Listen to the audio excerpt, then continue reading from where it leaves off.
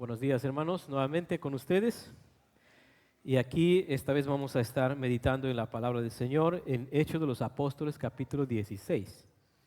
Así que hoy retomamos nuevamente el estudio de esta gran historia, de la historia del libro de los Hechos. Y hoy quisiera que podamos abordar el tema, básicamente centrándonos en algunas escenas dentro de todo este relato grande que abarca todo el capítulo 16 del libro de los Hechos. Vamos a orar, hermanos. Gracias, Señor, por esta mañana, por tenernos aquí. Deseamos, Señor, que sea tu Espíritu hablándonos a cada uno de nosotros, sea cual sea nuestra circunstancia, en el lugar donde estemos como creyentes, podamos nosotros, Señor, recibir tu palabra para poder aplicarla en medio de ella. Gracias, Señor, te doy. Guíanos en este momento, en el nombre de Jesús. Amén. Quisiera en esta mañana, hermanos, que a la luz del capítulo 16 de Hechos de los Apóstoles, especialmente en los versículos del 11, hasta el versículo 40, quisiera centrarme en la manera como el Evangelio va penetrando las culturas y las sociedades de aquella época. Específicamente, por ejemplo, en el versículo 11, miren ustedes su Biblia, capítulo 16, versículo 11 dice, zarpando pues de Troas, vinimos con rumbo directo a Samotracia y al día siguiente a Neápolis, versículo 12, y de allí a Filipos. Estas 4 escenas que me gustaría con ustedes reflexionar se desarrollan en este lugar llamado Filipos. Ustedes ahora recuerden, por ejemplo, ¿hay alguna carta, algún escrito del Nuevo Testamento con referencia a este nombre? Exacto, la iglesia de Filipos. Y ahí tenemos Filipenses, el libro. Mira, en esta área geográfica, obviamente dentro del Imperio Romano del siglo I, lo que puedo notar, hermanos, y aquí vamos a reflexionar alrededor de esta declaración, es cómo el Evangelio transforma las culturas. Mira, cuando hablamos de esta manera, de cómo el Evangelio transforma las culturas, a veces nosotros no estamos como creyentes, no estamos muy resueltos a aceptar de que realmente el Evangelio puede transformar culturas, sociedades, puede transformar personas. Ahora, esto es bien extraño, ¿no? Decir de esta manera que si el Evangelio puede transformar, porque nosotros mismos somos testimonios de cómo Dios nos ha transformado. Y cuando hablamos de transformación, sencillamente recuerden cómo era su vida sin Cristo y cómo es ahora su vida con Cristo. Entonces estamos hablando de un evangelio que transforma, que cambia vidas. No vaya a ser como aquella ocasión donde cerca de una iglesia local había muy parecido a este lugar como una cantina, un lugar donde se vende licor y todo lo demás. Y entonces la iglesia estaba orando para que la gente deje de tomar, ¿no? Los borrachitos empiecen a conocer el evangelio, dejen de tomar y se cierre ese lugar. Y de pronto cuando el dueño del negocio, pues obviamente se cierra el lugar, porque ya no había borrachos, y él echa culpa a los cristianos, a la iglesia que está ahí cerca a su iglesia. Y él el dueño se acerca al pastor y dice, les voy a denunciar a ustedes, porque ustedes llevaron a la quiebra mi negocio. Y el pastor dijo, no, nosotros no hemos hecho nada. A veces esta ilustración puede resultar un poco algo gracioso, pero real a la vez, en el sentido de que nosotros tenemos un evangelio tan poderoso, pero no estamos tan confiados de que realmente puede transformar vidas y sociedades. No estamos tan seguros de que esta transformación puede darse, pero cuando llegamos a esta parte de la historia de la predicación del Evangelio, en este caso como el segundo viaje misionero, el capítulo 16 del apóstol Pablo con Silas, tenemos aquí nada menos de una manera casi paradigmática de cómo el Evangelio llega a una cultura, en este caso específicamente a una ciudad, Filipos, cómo cuando llega el Evangelio a este lugar, cómo hay transformación. Y cuando hablamos acerca entonces del Evangelio, de la iglesia, de la misión en relación a la cultura, de cómo esto transforma, cómo el Evangelio puede transformar una cultura, una sociedad, a una persona, realmente en nuestro contexto es muy poco este tipo de reflexiones que se han hecho, a no ser que usted haya leído en algún momento este famoso libro de John Stott, cuando él habla acerca del cristianismo, una contracultura. Y él hace una presentación acerca del Sermón del Monte y cómo en su presentación menciona, a partir del Sermón del Monte, cómo el cristianismo es una contracultura. Ahora, pero cuando pensamos una contracultura, estamos diciendo entonces como que el cristianismo, al llegar a la vida de una persona, de una familia, de una sociedad, cómo se muestra cómo se hace una contracultura en relación a la cultura dominante. ¿Cómo se hace eso? Y obviamente la manera como le expone el tema, él menciona que sí, el cristianismo debería ser una contracultura, pero cuando uno empieza a leer los últimos, diríamos, hilos de la historia del cristianismo, estamos hablando de la época postmoderna, y voy a referirme porque hay estudios hechos específicos en relación al cristianismo de Estados Unidos del norte, y hay pocos estudios en realidad en cuanto al cristianismo de Sudamérica en esta dirección que quiero mencionar. Por ejemplo, cuando se menciona acerca del cristianismo de hoy en Norteamérica, se dice que el cristianismo en muchos sectores de la vida norteamericana ha dejado de ser contracultura para convertirse en una subcultura más de la sociedad norteamericana. Pero ¿cómo es esto? Ustedes conocen toda la herencia, todo el esplendor en muchas cosas, como Dios bendijo esta nación. Cuando hablamos acerca de la producción literaria, teológica de Norteamérica, es increíble, es impresionante, comparando con Sudamérica. Pero cómo una cultura así de grande, hablando del cristianismo, llegó a ser una subcultura hasta el día de hoy, en muchos sectores. Pero ahora preguntémonos nosotros, hermanos. Estamos hablando del evangelio que transforma culturas, sociedades. Entonces debemos ahora nosotros preguntarnos como latinoamericanos, ¿cómo el evangelio ha llegado a nosotros? Obviamente cada uno de nosotros, esta iglesia es el resultado de ella. ¿Estamos siendo realmente una contracultura en nuestro medio? ¿O nos hemos convertido en una subcultura más? Me explico.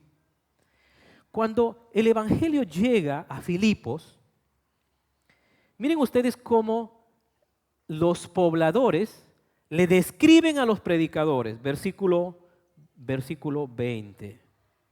Capítulo 16, versículo 20, dice, y presentándolos a los magistrados, está hablando aquí del problema que vamos a ver con más detalle, pero el problema que habían ocasionado por el accionar de Pablo y Silas, ya con la predicación del evangelio, dice, y presentándoles a los magistrados dijeron, estos hombres siendo judíos, esa es la acusación, aunque ellos tenían otros propósitos, alborotan nuestra ciudad.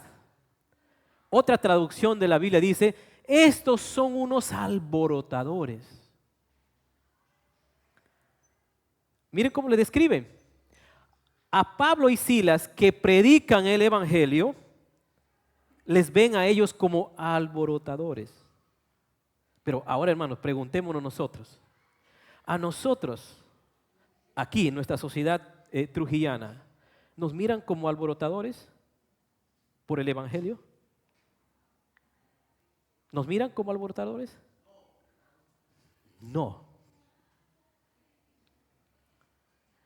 Entonces nos estamos convirtiendo en una subcultura y no una contracultura. Mira, hermanos, aquí en nuestra congregación tenemos varios ministerios. Una de ellas, tal vez la más directa con la sociedad diversa trujillana en un gran sector, es el Colegio Elliot. Colegio Elliot tiene una cosmovisión, una forma de ver la vida, de entender las materias de estudio y por lo tanto, desde la perspectiva, la cosmovisión del colegio, intentamos impregnar una cosmovisión cristiana. Que cuando nuestros estudiantes salgan, vayan con esa cosmovisión a hacer una contracultura. Lamentablemente no se logra todo ese objetivo. Pero al punto que quiero que podamos reflexionar, hermanos, en este momento, es que cuando el Evangelio llega a Filipos, el Evangelio transforma personas, vamos a verlo ahora, destruye estructuras económicas opresivas, vamos a verlo, y también transforma personas crueles y duras en ser más humanos. Es decir, la presencia del Evangelio trae transformación a la vida de un ser humano y una sociedad. Pero cuando hacemos esta declaración, no es una declaración solamente conceptual. ¿Por qué? Porque la transformación de la sociedad, la transformación de lo que ocurre alrededor, está en relación a una persona que llega a aceptar y conocer el mensaje. Es decir, a una persona que viene y recibe el mensaje, cree en el Señor Jesucristo y su vida se transforma por el poder del Espíritu Santo en su vida. Por el mismo poder del Evangelio, la vida se transforma. Entonces, cuando se transforma la vida, debe haber efectos de esa transformación en relación a lo que nosotros vivimos. Cuando nosotros observamos el conflicto en Medio Oriente, ustedes analizan entre líneas el trasfondo. Ustedes saben, hermanos, de que a una sociedad le mueve sus creencias, su cosmovisión. En base a su cosmovisión, evalúan la vida, valoran ciertas cosas, toman ciertas decisiones y orientan su caminar. Y cuando solamente observamos una circunstancia como esta, uno puede ver cuáles son sus valores. ¿Qué hay detrás de todo eso? Hermanos, si el Evangelio no es capaz de transformar todo eso, el problema ¿dónde estará? ¿En el mensaje o en el mensajero? Hermanos, si estamos nosotros aquí está nuestra congregación.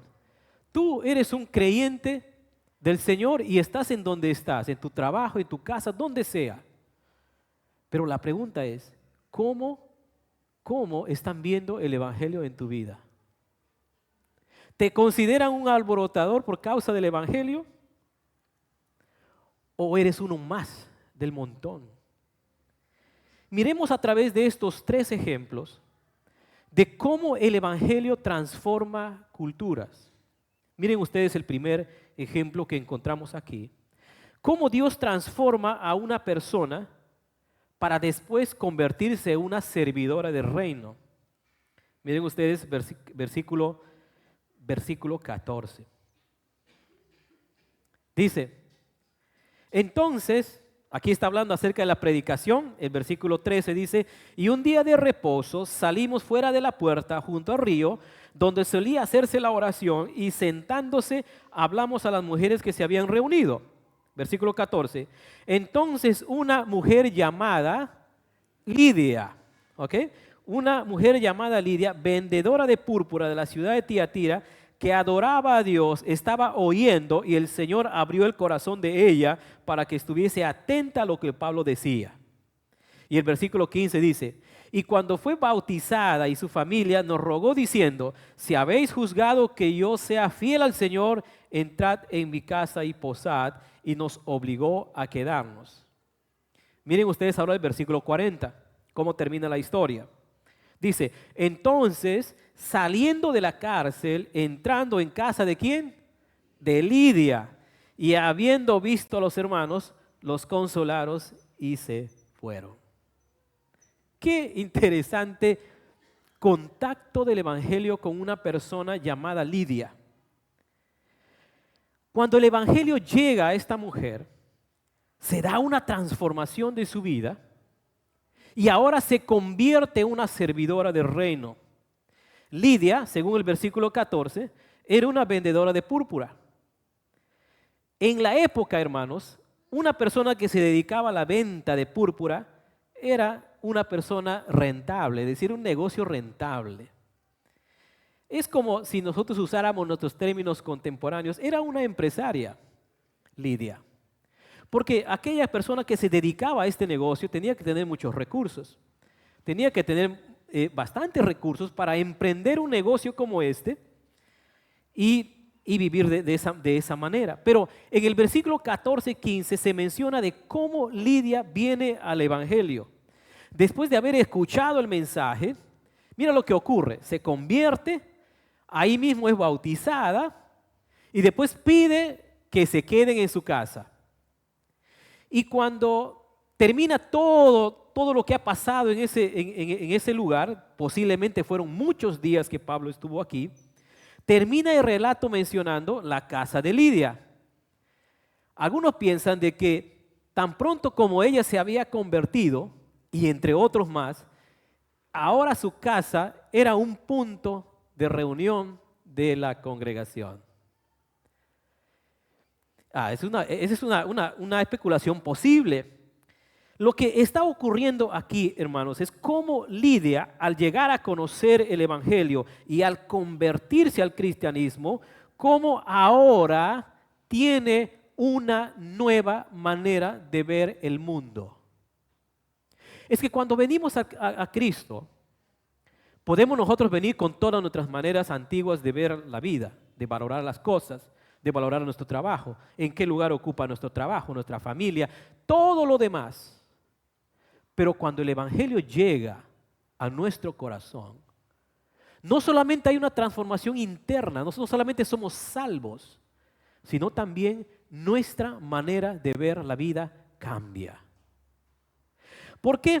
¿Por qué digo esto? Porque Lidia, ahora convertida al Señor, ahora siendo una seguidora de Jesucristo, ahora tiene una visión desde el cristianismo de lo que es ella, de lo que ella hace como empresaria y cómo ahora es lo más natural que pudo haber ocurrido, cómo ahora todo lo que ella está haciendo está contribuyendo ahora a la causa del Señor. Miren, eso es lo que ocurre, hermanos. Eso es lo que ocurre cuando el evangelio llega a una persona. Algunos piensan que posiblemente ella se había convertido en una sustentadora de las misiones, en el caso de relación de Pablo y los otros que estaban trabajando en ese momento. Es decir, cómo ella ahora, al conocer a Cristo, cómo ahora lo que ella está haciendo, ahora tiene que ver con los asuntos del reino de Dios. Ustedes han visto esa imagen a veces pintoresca que ponen al lado del bautismo de un creyente. Un creyente que le están bautizando y lo sumerge, ¿no? Bien alto el fondo. Pero hay otro creyente que se bautiza y con su billetera hacia arriba, ¿no? ¿Han visto esa imagen? Muchas veces la he visto. Es una imagen pintoresca para reflexionar. Bueno, ahora voy a decir mi reflexión, puede que tenga otro sentido esa imagen. Para reflexionar, hermanos, que cuando nosotros venimos a Jesucristo, no hay nada que queda fuera de ella. Todo y absolutamente todo le pertenece al Señor. Todo. No hay nada. Cuando dejamos nosotros cosas afuera del cristianismo, o sea, un poco imposible, es justamente esa doble visión y doble vida que muchos creyentes tienen de la vida diaria. Por eso es que al final se convierten en creyentes de domingo o creyentes de reuniones, de prácticas y creyentes y son otras personas en su otra manera de vivir. hablan de una manera distinta, viven de otra forma, hacen todo lo contrario de lo que el cristianismo es. Entonces, ahí es donde yo digo, es que muchos creyentes cuando vienen a Cristo se salvan por la gracia de Dios. Su cosmovisión, su manera de ver la vida, de valorar la vida, de tomar decisiones en relación a lo que ocurre alrededor, no se ha convertido. Eso ha quedado aparte. Pero en Lidia sucede todo lo contrario. Por eso es que yo les digo que esta escena de cómo el evangelio llega al mundo romano, al imperio romano del primer siglo, especialmente en la sociedad de Filipos, es paradigmática en el sentido de cómo el evangelio, cuando llega, transforma vidas, hermanos. Lidia es el ejemplo. El evangelio transforma a una persona y ahora, como empresaria cristiana, Lidia tiene una visión distinta de la vida. Ahora sirve a Dios con todo lo que tiene. Difícilmente cuando un creyente se convierte, también lo que hace deja de cambiar. Lo que ocurre sencillamente es que todo ahora lo vemos a través de los ojos de Jesucristo, con una nueva visión de la vida y del servicio. Entonces, hermanos, Lidia es el ejemplo en un sentido de cómo cuando el evangelio llega, la vida no llega a ser la misma. ¿Tu vida ha llegado a ser la misma, hermanos, después de conocer a Cristo? ¿Sigue siendo la misma?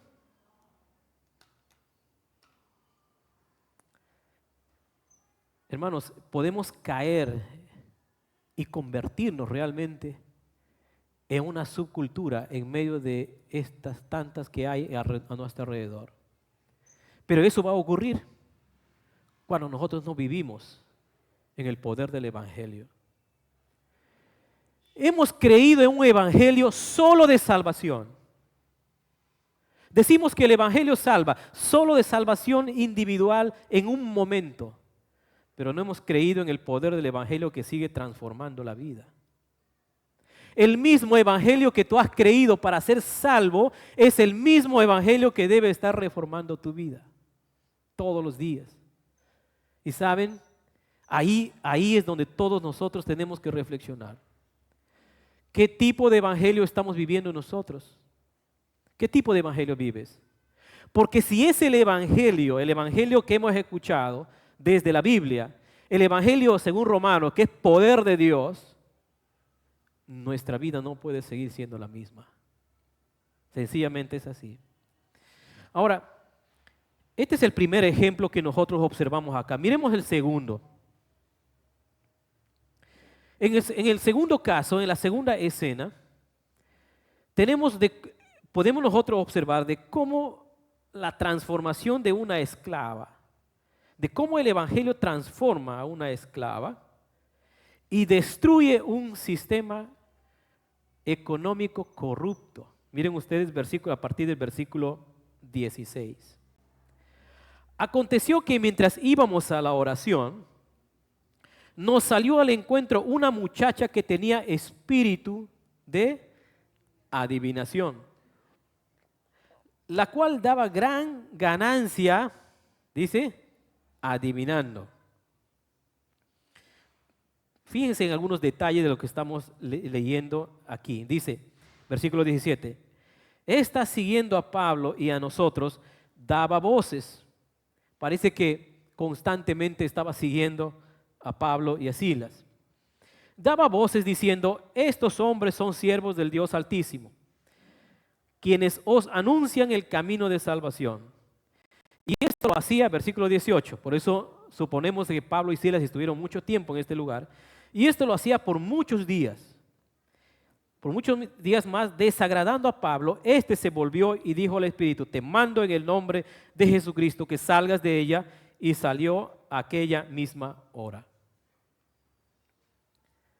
La transformación de una esclava y cómo a través de esa transformación se destruye un sistema corrupto económico corrupto. ¿Qué contraste? Tenemos a un lado a una creyente ahora ya, Lidia, la hermana Lidia, la empresaria, próspera, Y por otro lado tenemos a una pobre muchacha. No solamente era pobre, era esclava. Además de eso, estaba oprimida, si es fuera poco, por demonios y encima por sus amos. O sea, la condición de ellos es el otro lado. Y esta condición parece que ha estado mucho tiempo, versículo 18 lo menciona, estaba muchos días haciendo este trabajo, pero la liberación de esta jovencita, de esta joven, ¿cuál fue la reacción? Miren ustedes versículo 19.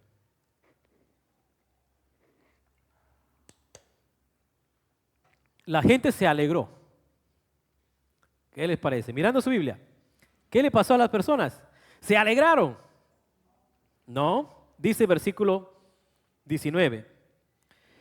Pero viendo sus amos que había salido la esperanza de su ganancia, prendieron a Pablo y a Sila y lo trajeron al foro ante las autoridades. El problema ahora es con los amos de esta joven. Ellos no estuvieron preocupados en ningún momento por la condición de esta muchacha. No, más bien ella representaba una manera de hacer mucho dinero, de ganar muchos recursos económicos. La reacción de ellos y del pueblo, porque parece ser que todo el pueblo se unió ante toda esta avalancha de acusaciones que se empezaban a hacer, pero en estas acusaciones, esta acusación es falsa, obviamente miren ustedes el versículo 20 cuando dice, y presentándoles a los magistrados, dijeron, estos hombres siendo judíos alborotan nuestra ciudad. Ellos están más apelando a la condición de ser judíos y no están mostrando sus verdaderas intenciones, aunque ya el escritor Lucas nos dijo cuál eran sus verdaderas intenciones. Es decir, su dinero se había agotado, el negocio se había frustrado por la intervención de Pablo. Lo que ocurre es que Dios libera al esclavo y luego destruye automáticamente esa estructura opresora que está alrededor de esta joven en relación con los amos. Y la cosa es, hermanos, es lo siguiente. Si Pablo no se metía con ellos, no hubiese problemas. ¿No es así? No hubiera ningún problema. Si Pablo no hacía nada, todo estaba bien, él seguía predicando el evangelio y todo lo normal. Pero al liberar a la joven, esto trajo consecuencias. Pues es exactamente lo que ocurre en la vida, hermanos, en la vida cristiana. Cuando los creyentes empiezan a vivir el evangelio, empiezan a predicar el evangelio y empiezan a creer y vivir ese evangelio que predican, ¿saben, hermanos? La gente de su alrededor no va a estar contentos. Nadie va a estar contento. Nadie va a estar contento. Obviamente. ¿Por qué? Porque en muchos sistemas económicos, como en este caso, de esclavizar, oprimir para ganar dinero, ahora representan pérdidas. La presencia del evangelio causa eso. La presencia del evangelio trae consecuencias directas en cuanto a la posición de esta joven en relación a sus opresores. Y obviamente esto trae consecuencias para los predicadores. Porque el versículo 20-21 les acusan de hacer proselitismo, aunque ellos realmente estaban interesados en que su dinero ahora se ha ido al agua. Ahora ya no hay manera de ganar plata, de hacer dinero. Ya no hay dinero.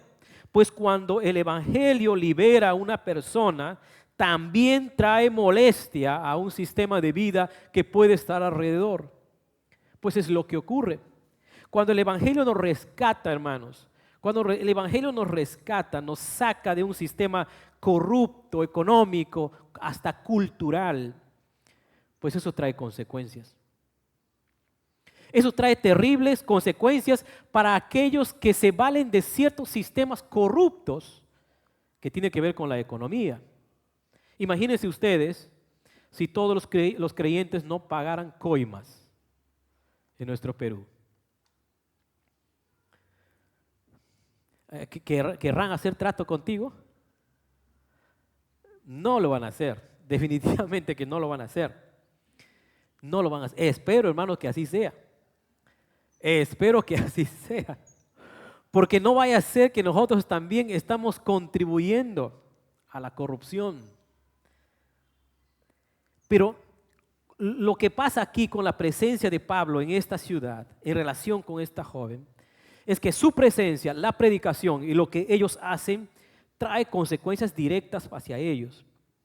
Cuando el evangelio llega a una persona, en este caso, no solamente le libera de la condición que vive, sino también afecta directamente a cualquier sistema de vida que está alrededor. Y aquí específicamente al tema económico. Cuando el evangelio afecta a un sistema opresor económico, la gente se alarma, la gente se alborota. Pues es lo que ocurrió acá. Pablo y Silas están predicando el evangelio. Mira lo que está pasando con Lidia. Mira lo que pasa con esta joven. Y la gente dice, estos son alborotadores. Estos nos traen problemas. Esos evangélicos, esos cristianos, ellos son así. Pues la gente lo va a incomodar. ¿Por qué? Porque la gente está sencillamente viviendo en el pecado, viviendo lejos de Dios. Y viven a sus anchas, y cuando alguien empieza a vivir el evangelio, esto le va a molestar. Y saben, hay muchísima gente molesta en este momento por causa del evangelio. Mira, tantos sistemas económicos opresores que existen en nuestro alrededor. Considero, por ejemplo, que la ideología de género es un sistema económico opresor. Aunque ellos intenten decirnos que la ideología de género por fin le da libertad al ser humano, por fin el ser humano puede ser ahora humano, porque puede ser lo que es en esencia. Pero ¿saben lo que trae esa perspectiva, esta ideología? ¿Saben lo que trae, por ejemplo, en relación a los transgéneros? ¿Sabe todo el negocio que está alrededor? ¿Sabe todos los insumos y productos que se venden alrededor de todo esto? Es increíble, hermanos. Pues es un sistema opresor que oprime a la gente y lo deshumaniza. Cuando el evangelio es proclamado, cuando el evangelio se predica en estas circunstancias, entonces sí molesta a la gente. Sí va a molestar. Y saben, hermanos, nosotros queremos ser fiel a la palabra del Señor, al mensaje del evangelio, y la fidelidad al evangelio va a causar molestia a cualquier sistema corrupto. El tercer ejemplo que observamos aquí, el versículo 25. A partir del versículo 25 sucede algo interesante. Dice, pero a medianoche, orando Pablo y Silas, cantaban himnos a Dios y los presos les oían. Ahora hemos pasado a una nueva escena. Estamos yendo de escena en escena. La primera escena es Lidia, la que se convierte al Señor, la empresaria. Después tenemos a la joven esclava que se convierte al Señor, ahora liberada. Y ahora tenemos otra escena. ¿Dónde está pasando esta escena? En la cárcel. Efectivamente, hermanos. Los versículos anteriores mencionan que después que todo el alboroto que hicieron las personas, lo llevaron a Pablo y a Silas a la cárcel. Pero dice, a medianoche, orando Pablo y Silas, cantaban himnos a Dios y los presos les oían. Entonces sobrevino de repente un gran terremoto, de tal manera que los cimientos de la cárcel se sacudían y al instante se abrieron todas las puertas y las cadenas de todos se soltaron. Wow, qué oración, hermanos, increíble, ¿no? Una oración que trae terremoto. Esas oraciones serán los terremotos que han pasado o los temblores que pasan en nuestro mundo. ¿Serán oraciones de creyentes? No creo, ¿no? Fenómeno natural. Pero lo que ocurre acá es un milagro, obviamente. Se vino de repente un gran terremoto, de tal manera que los cimientos de la cárcel se movieron y al instante las puertas fueron abiertas. Pero el versículo 27 dice, despertando el carcelero Y viendo abiertas las puertas de la cárcel, sacó la espada y se iba, ¿a qué cosa? A matar. Se iba a suicidar, pensando que los presos se habían huido. Ahora, cuando uno piensa esta forma de actuar del carcelero, normalmente el carcelero, una persona encargada de una cárcel específica romana, era una persona cruel. Porque esta persona, cuando era puesto en esa posición, no estaba ahí para, tal vez como las cárceles de hoy en día, ¿no? No sé, para atender de alguna manera civilizada a la gente. No, normalmente el carcelero era una persona cruel porque estaba ahí para infligir dolor y castigo a la gente que estaba encarcelada. Eso es lo que hacía normalmente el trabajo. El trabajo del carcelario normalmente en la época del siglo I era temido porque su trabajo consistía en hacer sufrir a la gente que estaban encarcelados. Estaban llamados a ser crueles realmente. Y esa crueldad, esa manera de ser, tiene sentido cuando ve que salen los presos, bueno, entre comillas, quieran matarse.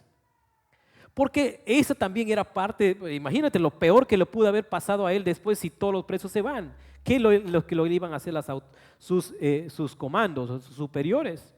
O sea, realmente era una persona decidida, era una persona con esas características. Pero miren lo que ocurre, hermanos, aquí.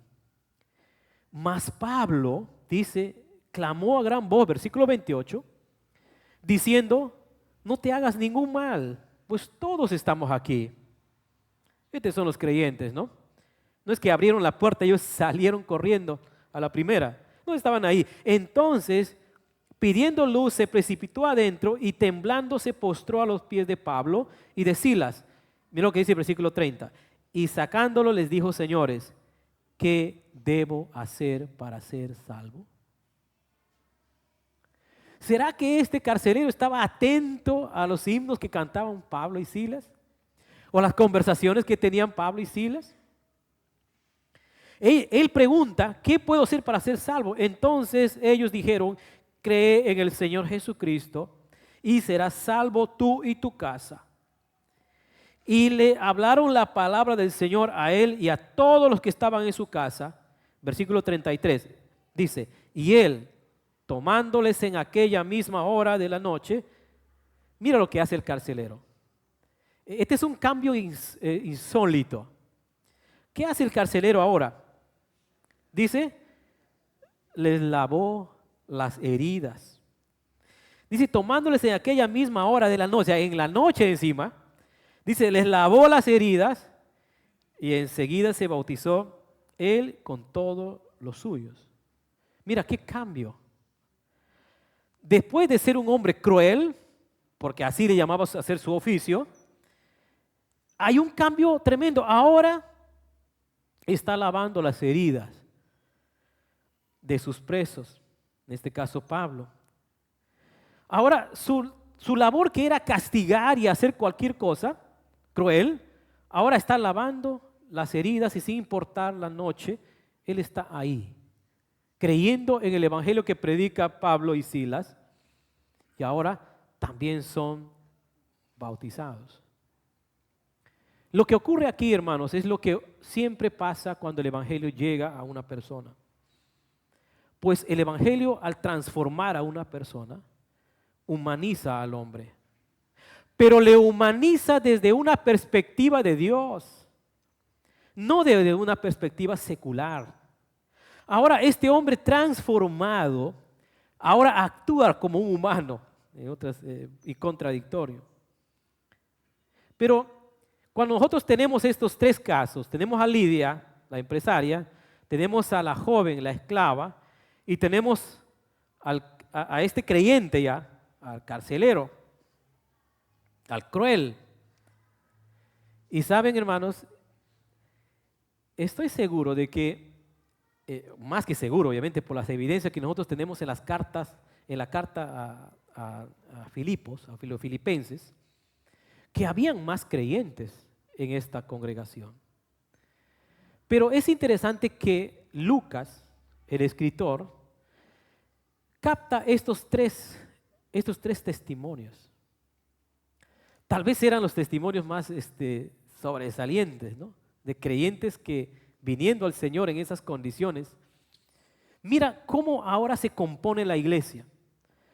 Ahora personas redimidas, que se menciona después que posiblemente están reuniéndose en la casa de Lidia, personas redimidas, reunidas en un lugar por el Evangelio, viniendo de contextos distintos, situaciones sociales distintas, posiciones distintas. A Lidia, una mujer empresaria, a una joven esclavizada, endemoniada, que ahora está libre, y a un carcelero, a un militar, normalmente el carcelero eran militares retirados, era un militar romano, que ahora ellos componen y entre todos otros componen la iglesia, el cuerpo de Cristo. Pues esa es la iglesia, hermanos. La iglesia, el cuerpo de Cristo, expresada en una iglesia local como esta, es el encuentro entre distintas realidades para ser amados, para ser comprendidos, asistidos y fortalecidos. Esa es la iglesia de Cristo. La iglesia de Cristo es así, hermanos. Venimos de tantos distintos trasfondos y realidades. Pues esa es la iglesia, ahora reunidos en el nombre del Señor, así como la iglesia de Filipenses, en Filipo. Ahí la iglesia, en ese lugar, como el Señor cuando llega el Evangelio y cómo ahora se compone la congregación. Y por último, hermanos, la última cosa que quiero observar a manera no tan directa, pero obviamente tiene que ver con causa del Evangelio, y de ahí una razón voy a mencionar de por qué el evangelista Lucas menciona esta última parte del episodio a partir del versículo 35, que Pablo está apelando más bien a un trato injusto, versículo 35 al 40. Y aquí vemos de cómo el evangelio denuncia los abusos de un sistema injusto. Miren ustedes ahí, versículo 35, dice: cuando fue de día, los magistrados enviaron alguaciles a decir: suelta a aquellos hombres. Y el carcelero hizo saber estas palabras a Pablo: los magistrados han mandado a decir que se os suelte, así que ahora salid y márchense en paz. Versículo 37. Pero Pablo les dijo: después de azotarnos públicamente sin sentencia judicial, siendo ciudadanos romanos, nos echan en la cárcel y ahora nos echan encubiertamente. Dice: no, por cierto, sino vengan ellos mismos a sacarnos. Y los alguaciles hicieron saber estas palabras a los magistrados, los cuales tuvieron miedo al oír que eran romanos. Aquí encontramos una reacción un poco inusual tal vez para nosotros, pero veamos un poquito más. Ustedes saben de que Pablo era un ciudadano romano, y lo que él está cuestionando es el sistema romano en cuanto a justicia de la época. Tenía muchísimas cosas buenas, muchísimas ventajas. Pero sin embargo, lo que Pablo está apelando aquí es que no tuvieron un juicio, falla número 1, y que fueron azotados, y que por ser romanos, ellos estaban exentos de ese castigo. Entonces Pablo obviamente está apelando a algo que el propio sistema de justicia, diríamos romana, le daba favor a él, ¿no? Y él está reclamando esto. Ahora, pero ¿por qué Pablo hace esta reacción? Recuerden ustedes la acusación. Versículo 19. Dice, versículo 20. Y presentándoles a los magistrados, dijeron: estos hombres, siendo judíos, alborotan nuestra ciudad. Es decir, parece que en el foco de la acusación, entre comillas, era de que ellos estaban como una especie de tratando de hacer proselitismo por ser judíos, cuando eso no era la acusación central.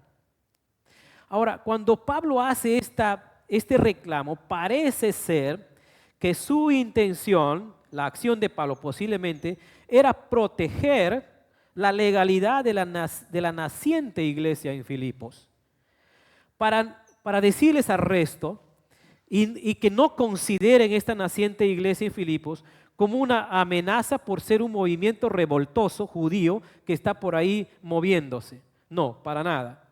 La iglesia de Filipos quería mostrar que su existencia no estaba vinculado a nada ilegal. ¿Por qué? Porque Pablo era un ciudadano romano. Parece ser que esa fue la intención de Pablo al hacer esto. Pero de aquí encontramos algo muy interesante para tratar de aplicar a nuestro mundo, a nuestro tiempo. Es que la legalidad de la iglesia es un asunto importante. Los creyentes, como iglesia, no podemos nosotros estar metidos en asuntos ilegales. Espero que nuestra iglesia esté legalmente con todas las de la ley, como se dice. Este es un asunto que debemos pensar seriamente, de actuar según la ley, como iglesia local. Pero el actuar de la iglesia local dentro de la legalidad es un llamado directo a los creyentes individuales, que somos parte de una comunidad local como esta. Es decir, es un llamado a la individualidad del creyente a actuar siempre bajo la ley. Obviamente, una ley que expresa justicia.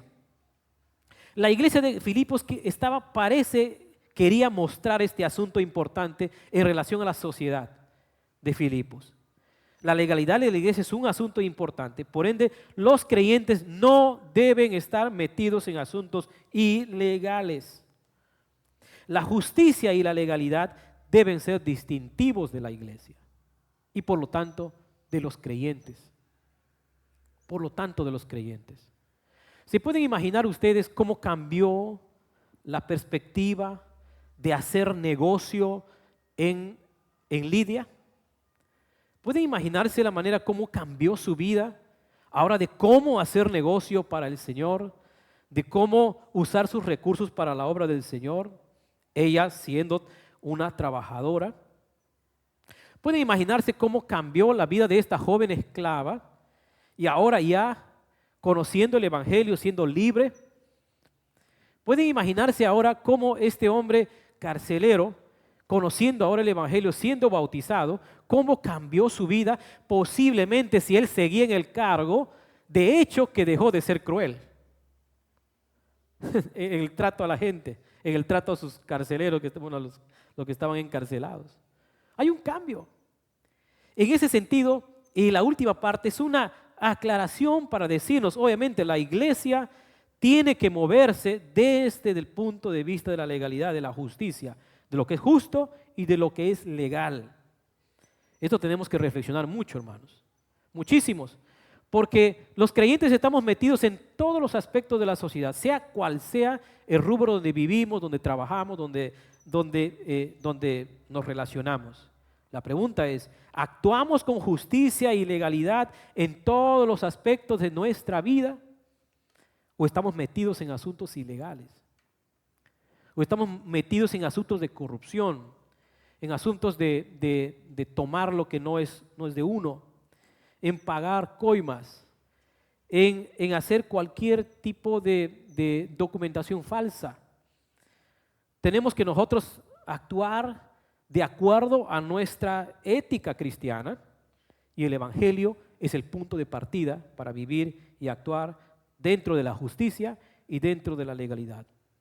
Obviamente lo que estoy diciendo, hermanos, eso es algo contracultural. ¿Por qué? Porque nuestra sociedad peruana, hablando de ciertos sistemas político, judicial y cualquier otro sistema, es altamente corrupto. Pero,